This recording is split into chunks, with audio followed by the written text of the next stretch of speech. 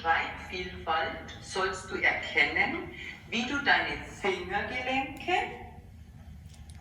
und dein Handgelenk bewegen kannst beim Malen. Diese Bewegungen brauchst du nämlich auch zum Schreiben. Du brauchst dafür eine Ausmalvorlage, ein Meiteiler zum Beispiel, und dann kann es schon losgehen. Versuche bei der Handgelenksbewegung, also wie du deine Handgelenke bewegen kannst, erstmal in der Luft. Wie weit kannst du sie nach vorne bewegen, wie weit nach hinten, wie weit kannst du sie nach links bewegen, wie weit nach rechts. Du kannst auch dein Handgelenk in Kreisen bewegen und du kannst es schütteln. Probier einfach mal ein wenig aus. Dann nimmst du die Malvorlage und durch Bewegung, wenn du dein Handgelenk ein bisschen nach vorne und nach hinten bewegst, erhältst du gerade kleine Striche. Du kannst das langsam machen, du kannst das schnell machen.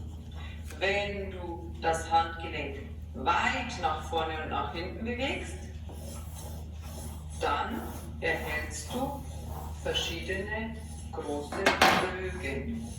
Zum Beispiel einen Regenbogen kannst du da entstehen lassen. Du kannst es langsam und schnell ausprobieren. Gut.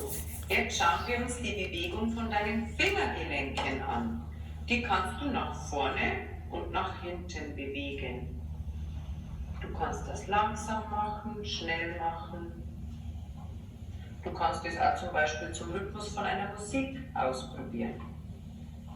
Oder mit geschlossenen Augen.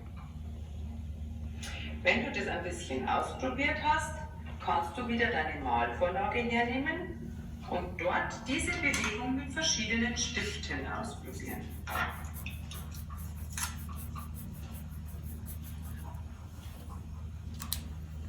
Langsam, schnell, mit verschiedenen Stiften.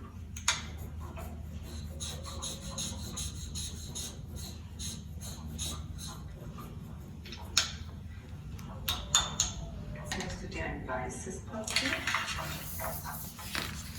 Wenn du die Bewegung vom Handgelenk und die Bewegung der Finger miteinander machst, also kombinierst, dann bekommst du zum Beispiel solche Formen wie einen Kreis